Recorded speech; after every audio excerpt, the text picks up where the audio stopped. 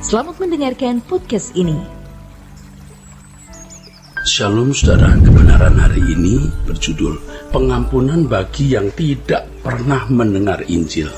Jika dipertanyakan apakah orang di luar sana yang tidak pernah mendengar Injil, dosanya juga turut diampuni? Jawabannya adalah tetap diampuni. Namun dengan jenis kualitas pengampunan yang berbeda. Tuhan menganggapnya sudah selesai, tapi bukan berarti langsung mereka masuk surga loh. Perlu adanya semacam pengujian batin terhadap mereka untuk dapat dihakimi oleh Tuhan. Jika mereka bukan orang yang membahayakan, bukan orang yang mengancam sesamanya, tetapi mengasihi sesamanya seperti diri sendiri, maka bukan tidak mungkin mereka dapat masuk ke dunia yang akan datang sebagai warga masyarakat. Namun kualifikasi mereka yang masuk dalam dunia akan datang pun tidak sembarangan. Mereka adalah orang-orang yang memberi baju kepada orang bertelanjang, memberi makan kepada orang lapar, yang mengasihi sama seperti diri sendiri. Singkatnya saudara, mereka yang masuk dunia akan datang itu adalah orang yang memiliki hati peduli terhadap sesamanya dan mengasihinya dengan tulus. Saudara, kita tidak dapat membantah bahwa sebaik apapun orang pasti memiliki dosa. Namun harus diingat bahwa dosa tersebut telah diselesaikan oleh Tuhan Yesus dalam kematiannya.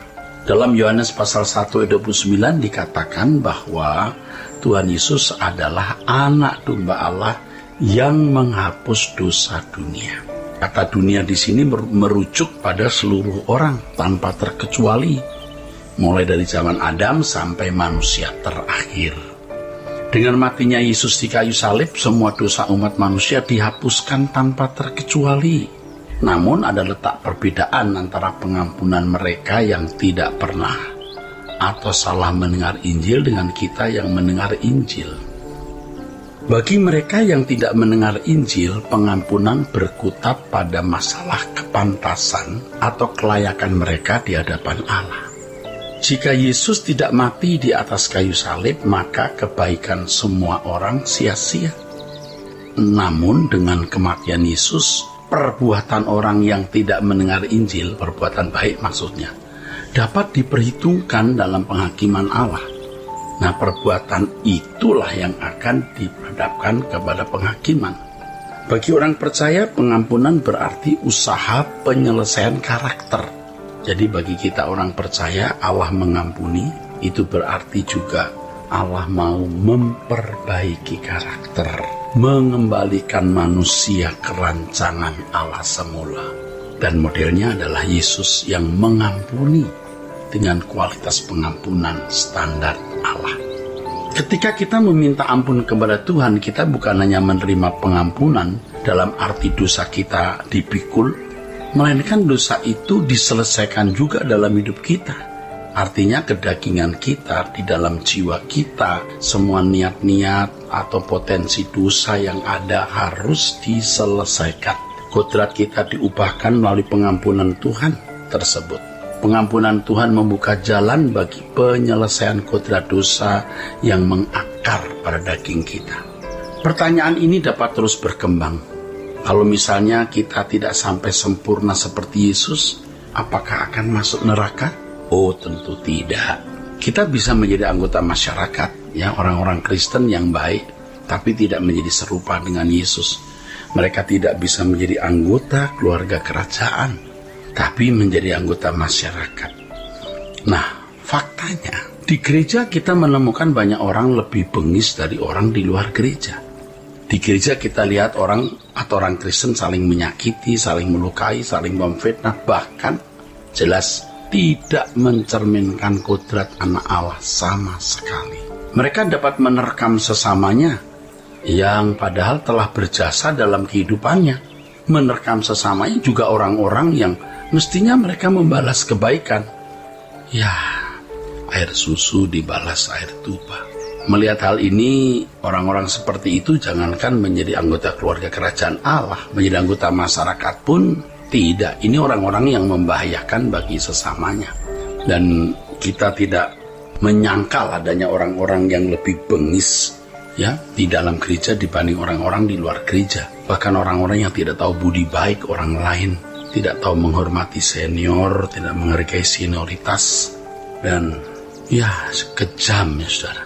Jadi kalau kita menerima penebusan dalam Tuhan Yesus, hal ini bermakna bahwa kita harus menyelesaikan kodrat dosa. Mengubah kodrat dosa menjadi seorang yang berkodrat ilahi. Kalau tidak, keselamatan yang Tuhan berikan itu cuma-cuma. Batal. Ingat ya, keselamatan itu usaha Tuhan mengembalikan manusia ke rancangan Allah semula. Kalau menolak proses dikembalikan ke rancangan Allah semula ya, dia tidak menerima dan tidak mengalami dan tidak memiliki keselamatan. Oleh karenanya kita harus dapat membedakan standar penghakiman orang yang mendengar Injil dengan orang yang tidak mendengar Injil. Saudaraku sekalian, orang yang telah mendengar Injil dan menerima pengampunan dari Tuhan berkewajiban untuk menyelesaikan kodrat dosanya. Kodrat dosa ini potensi dalam diri seseorang yang mencenderungkan orang berbuat dosa atau selalu meleset dari kehendak Allah. Meleset dari kehendak Allah artinya bertindak, berpikir, berucap tidak sesuai dengan pikiran dan perasaan Allah. Dengan kata lain, mereka harus hidup sama seperti Kristus hidup kalau telah menerima pengampunan. Bagi orang yang tidak pernah mendengar atau salah mendengar Injil, mereka memang tidak dituntut untuk mencapai standar tersebut, segambar dan serupa dengan Allah atau dikembalikan ke rancangan Allah yang semula. Tentu tidak bisa. Mereka bukan menjadi umat pilihan Allah, saudaraku.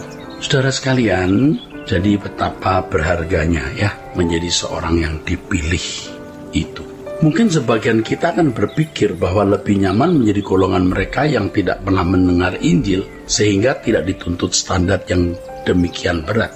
Oh saudara, hendaknya kita tidak berpikir demikian karena pemikiran itu sangat keliru.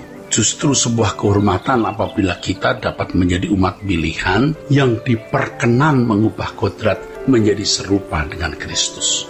Suatu kemuliaan yang tiada tara ketika kita berhasil mengubah karakter dan keberadaan kita di hadapan Allah, saudaraku. Sesungguhnya apa yang kita alami inilah yang dinantikan oleh para nabi dan orang-orang saleh perjanjian lama. Seperti yang dikatakan oleh Tuhan kita Yesus Kristus.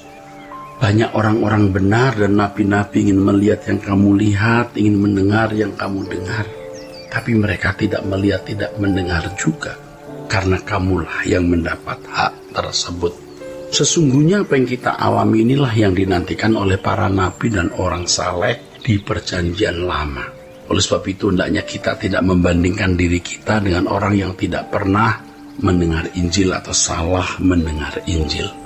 Sebab panggilan kita sebagai umat pilihan begitu istimewa dan berharga. Tuhan memberkati saudara-saudara sekalian. Sola Gracia.